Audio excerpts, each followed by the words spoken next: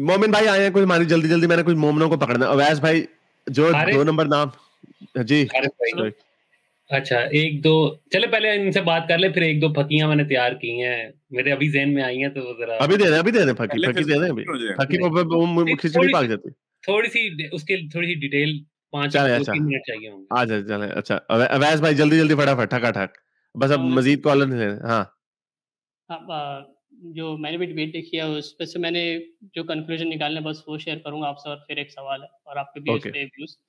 तो जो मतलब जो डिबेट चल रही है कि भाई सब्जेक्टिव क्या है, ऑब्जेक्टिव क्या है और एब्सोल्यूट क्या है, ये काफ़ी टर्म्स में लोग घुस जा रहे हैं मेरे हिसाब से। लेकिन जो मेजर डिफरेंस जो मुझे समझ में आया है, जो मोरालिटी का जो आपका प्रोसेस है और इस्लाम का प्रोसेस है, बस मैं वो रखूँगा।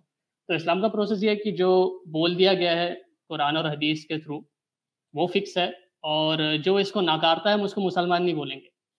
मतलब कोई जैसे जो सोसाइटी की भी आपकी डिबेट चल रही थी कि भाई सोसाइटी डिसाइड करती है वगैरह, कोई सोसाइटी अगर है बहुत बड़ी सी, और वो लोग बोलते हैं कि भाई हम ये कुरान की आयत को मानते नहीं, तो हम उनको बोल देंगे भाई आप मुसलमान नहीं हो, फिर वो मुसलमान नहीं रहे।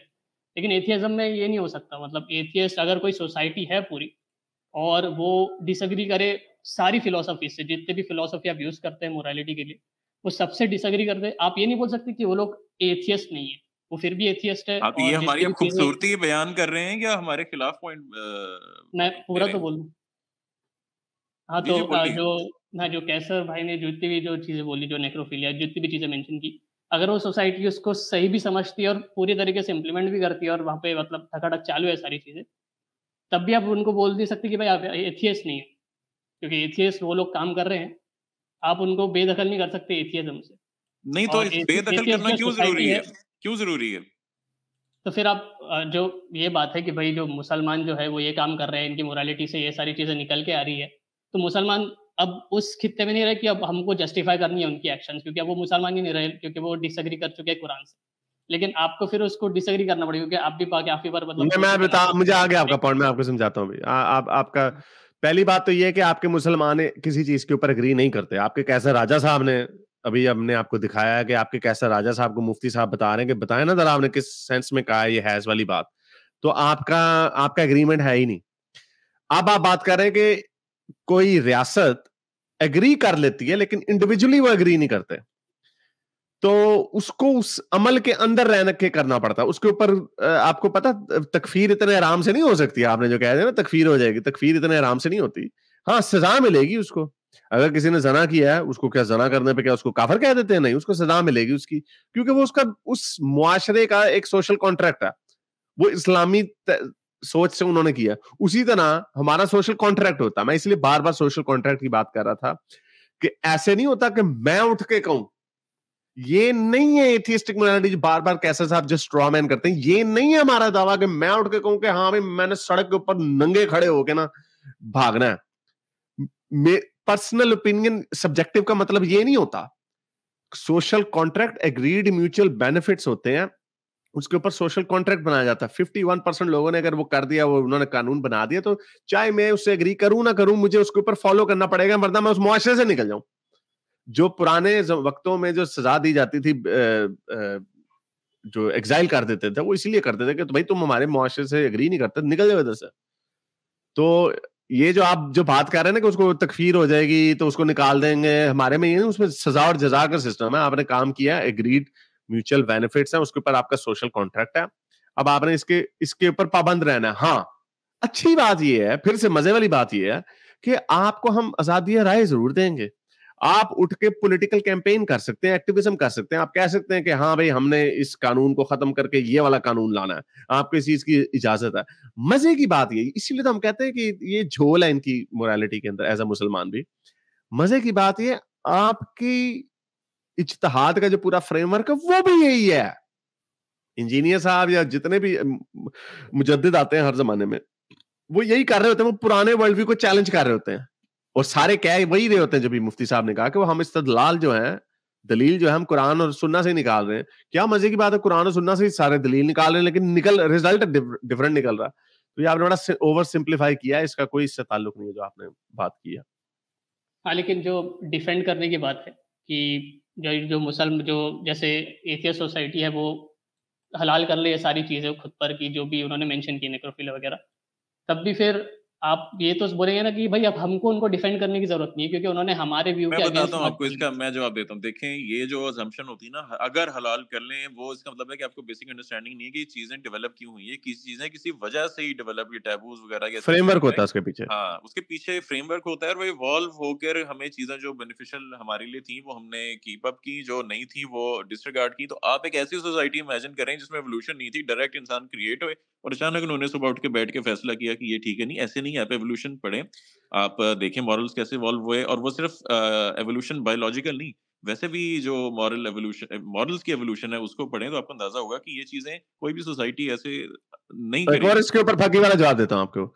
ये जो बात होती है ना कि अगर ऐसे हो गया तो ऐसे हो जाएगा, तो वो तो आपके साथ भी तो हो रहा है ना। मुस्लिम मुआशरों में क्या नहीं हो रहा, क्या हो रहा है, लोग उसको सही समझते हैं।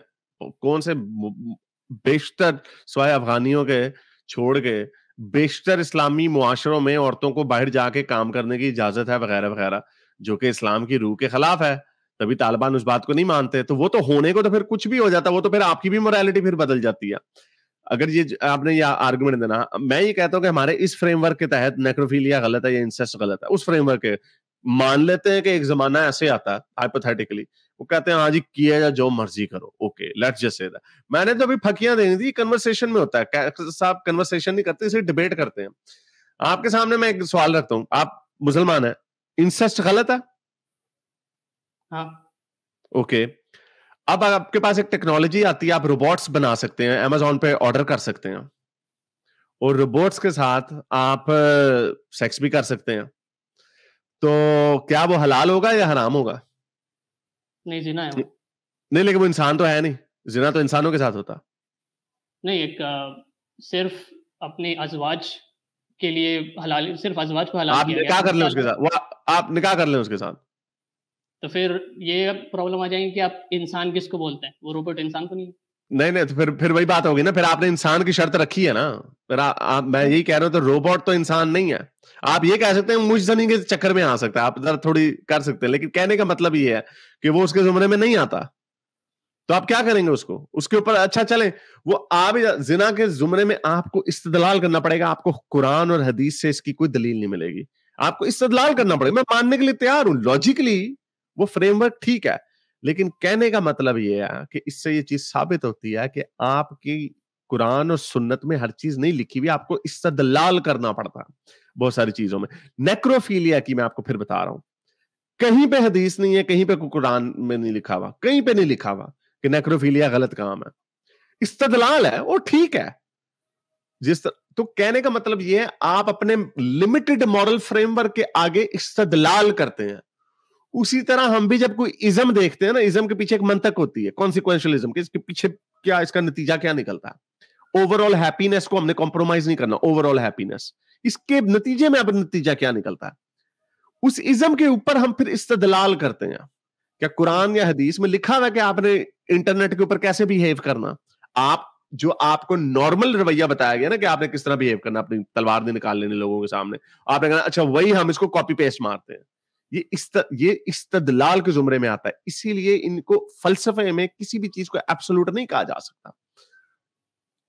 हाँ, तो जो आपने बोला कि आप भी मतलब जो सेम फ्रेमवर्क फॉलो हो रहा है, अब जो नेक्रोफिलिया है वो भी मतलब साबित हो सकता है कि हराम है और आसानी से हो सकता है, चलें, लेकिन आप जो सिंपल इस्तदलाल है ना, ओ इस्तदलाल है ना, इस्तदलाल। ओ ठहरो ठहरो ठहरो ठहरो, मैं आपको समझ नहीं आया मेरा आर्गुमेंट अभी भी। मैं आपको कह रहा हूं आप इस्तदलाल कर रहे हैं ना, उसी तरह हम भी अपने इज्म से इस्तदलाल कर लेते हैं। और आपको इजमा की जरूरत होती है सोशल कॉन्ट्रैक्ट बनाने के लिए। रसूल अल्लाह ने नहीं आपको कहा कि नेक्रोफिलिया नहीं आपने करना, आपने एग्री किया, इस्तदलाल किया, एग्री किया और उसको अवाम अपने मुआशरे के ऊपर थोप दिया। उसी तरह हम भी मुआशरे के ऊपर थोपते हैं उसको, और जब वो नहीं मानते तो फिर उसके ऊपर इख्तलाफ हो जाता है। उसी तरह जिस तरह बहुत सारे मामलों में इस्लामी दुनिया के अंदर मुसलमानों के अंदर भी इख्तलाफ है, तो फिर आप उसको क्या कहेंगे, फिर आपकी भी तो फिर मोरालिटियां बदल गई ना। फिर कहीं पे छोटी बच्चियों की शादी है, कई जगह पे 15 साल लगाई हुई है, बहुत सारे इस्लामी मुल्कों में उसकी लिमिट। जिन्होंने 15 साल लगाई, आप उनको कहेंगे यार ये क्या कर रहे हो तुम? जब इस्तदलाल की बात है, कुरान और हदीस एक ही पॉसिबल है मुसलमानों के पास, ठीक है, लेकिन जो एथियस्ट लोगों का इस्तदलाल है उसमें ऑलरेडी बहुत सारी मतलब फिलोसॉफीज है और भी फ्यूचर में आएंगी। और लोग बहुत आड़ी-टेढ़ी फिलॉसफीज बना सकते हैं और उसको तो भी वो इस्लाम में वैलिड भी माना बन रही है जाएगा ना, कि इस्लाम में तो कुरान हदीस है इस्लाम ना। में बन नहीं, लेकिन उसके ऊपर इस्तिदलाल होके बन रही है ना, वो तो ठीक है ना, उसके पीछे मंतक ही होती है ना। आपको मेरा ख्याल आपको बात नहीं समझ आ रही, मैं आपको फिर दोबारा बता रहा हूं कि इस्तिदलाल तो फिर भी आप इस्तिदलाल ही करके आगे जा रहे हैं ना। नए कवानीन आप जो बनाते हैं, नए असूल जो वजह करते हैं, वो आप इस्तिदलाल करके करते हैं।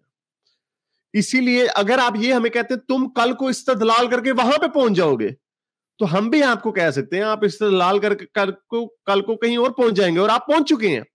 बहुत सारे इस मुसलमान मुल्कों में 16 साल की छोटी लड़कियों से आप शादी नहीं कर सकते तुर्की में, तो क्या वो इस्तिदलाल क्या करके कहीं 16 और साल पहुंच गए हैं, वो क्या वो इस्तिदलाल करके 16 कहीं और साल पहुंच गए हैं।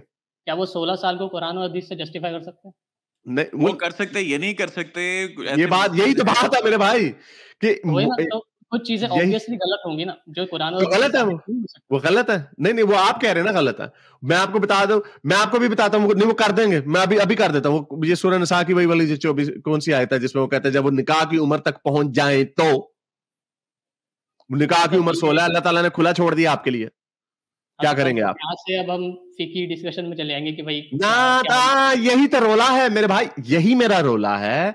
फिक में जो इख्तलाफ है वो है ही इस वजह से, वो इस बात को साबित करता है कि आपकी मोरालिटी की डिफरेंट शाखें, आप कह देते हो मुंह अड़ के कि एब्सोल्यूट है ये चीजें, ऑब्जेक्टिव हैं ये चीजें। ये एब्सोल्यूट अगर होती तो आपके अंदर इतना इख्तलाफ ना पाया जाता। ये नहीं है, इसलिए आप हमें ये नहीं कह सकते हो कल को 100 साल बाद तुमने लाशों के साथ सेक्स करना शुरू कर देना।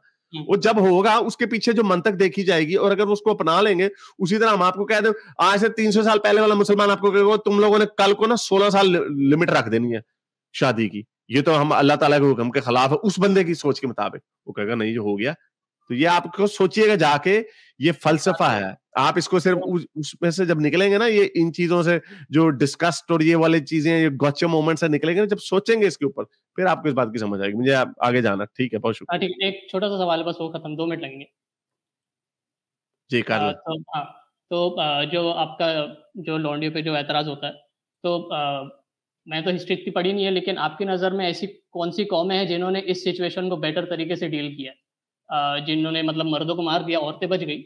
अब उन्होंने जो इस्लाम ने जो किया कि भाई आप लॉन्डियो को रख लो और उनके साथ में हलाल है, तो किसी और कौम ने बेहतर तरीके से आपके पर्सनल व्यू में बेहतर तरीके से अंग्रेजों ने कौन से वक्त में, मतलब स्पेसिफिकली बता सकते हाँ, हैं कौन से पर्टिकुलर वॉर में ऐसा इनलाइटनमेंट पीरियड के बाद कोई 17वीं 18वीं सदी के बाद आप जाके इसको पढ़ लें, मेरे पास वॉरें मूरे याद नहीं है, जो उन्होंने पूरा जो इसका सिस्टम निकाला था कि आपने अब गुलाम नहीं बनाना, फिर आपने उनके बाद गुलाम नहीं बनाना, आपने लोंडियां भी नहीं बनाना। ये पूरी सोच वहां से ही आगे निकली है। बीच में आपको पीरियडली मिलेंगे कुछ स्लेव रिबेलियंस आपको मिलेंगी बहुत सारी, जिसमें उन्होंने इख्तलाफ उठाया, लेकिन वो आप ये कहेंगे कि चलो वो तो गुलामों ने अपने लिए आवाज उठाई ना।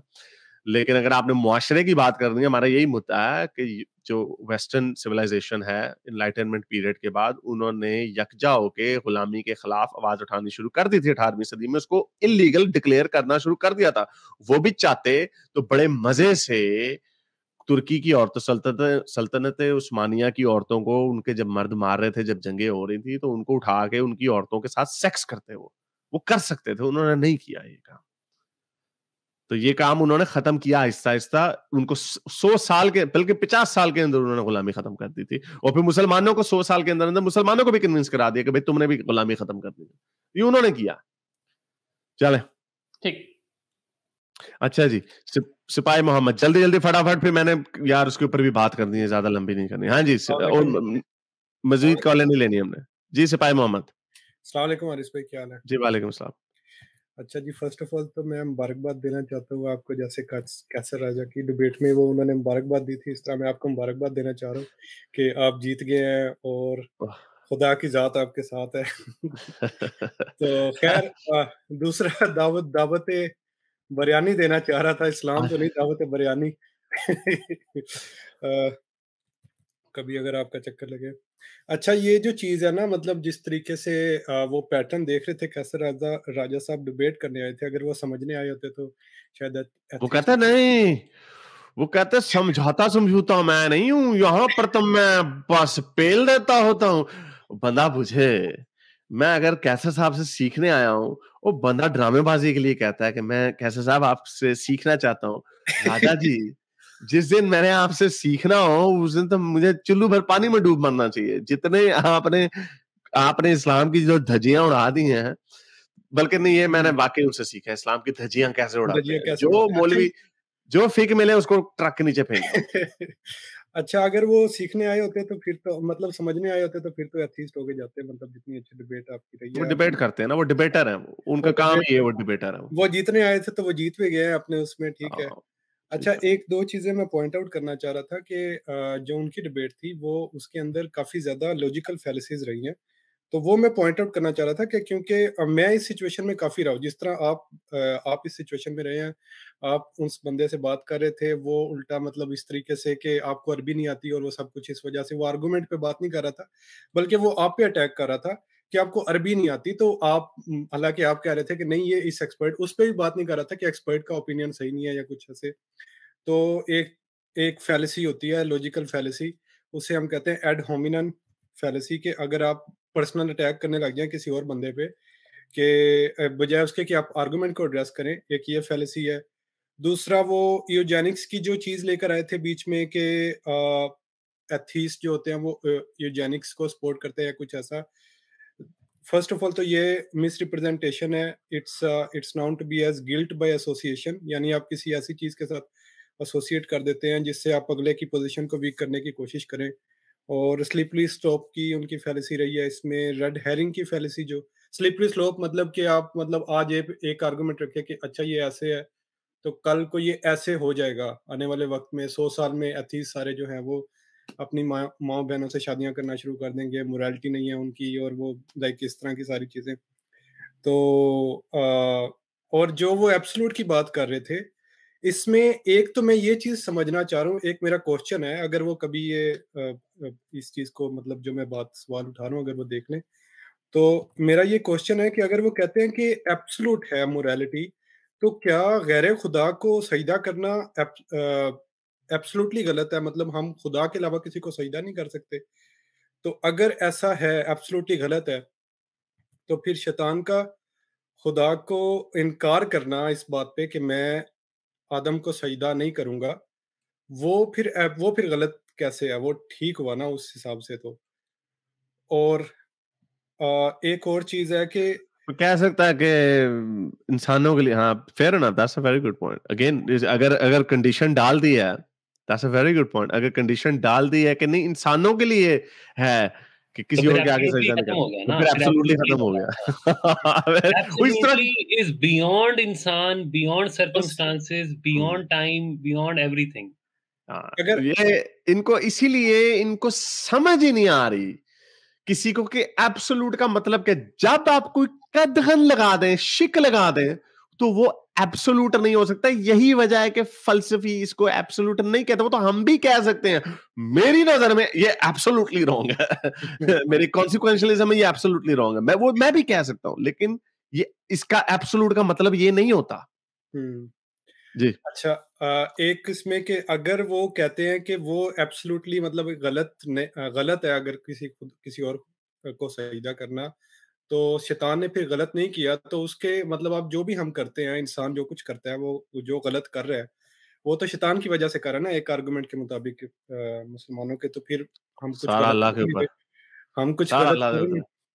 तो हम तो कुछ भी गलत नहीं कर रहे, क्योंकि खुदा और असल में जिस तरह से वो आते हैं ना, वो आने की इस तरह कोशिश करते हैं कि एब्सोल्यूट की जात सिर्फ खुदा की जात है, या वो एब्सोल्यूट का पॉइंट रखते हैं ना कि जो उसकी तरफ से आएगा वही एब्सोल्यूट होगा, उसके अलावा कुछ एब्सोल्यूट नहीं होता। हालांकि वो उस पॉइंट पे वो बात कही नहीं, बट क्योंकि मैं ये आर्गुमेंट पहले काफी इस चीज पे मैं बहस कर चुका हूँ मुसलमानों से, जो कि मतलब मम्मी डैडी मुसलमान होते हैं ना, दे वो ट्रक के वो उसके नीचे फेंक देना, और ये बात भी नहीं करनी कि वो जो एक्सपर्ट है उनसे कोई गलती हुई है, ये बात भी नहीं करनी, और ये बात भी करनी है कि तो मुझे क्या है देना कि आप बदयाना दो, आपको अरबी नहीं आती, तो नहीं मतलब मैं आप बदयाना दूं, क्योंकि मैंने उनकी मदूदी की तफसीर खोली है। मदूदी को नहीं कहना बदयाना, तो मुझे कह दिया बदयाना।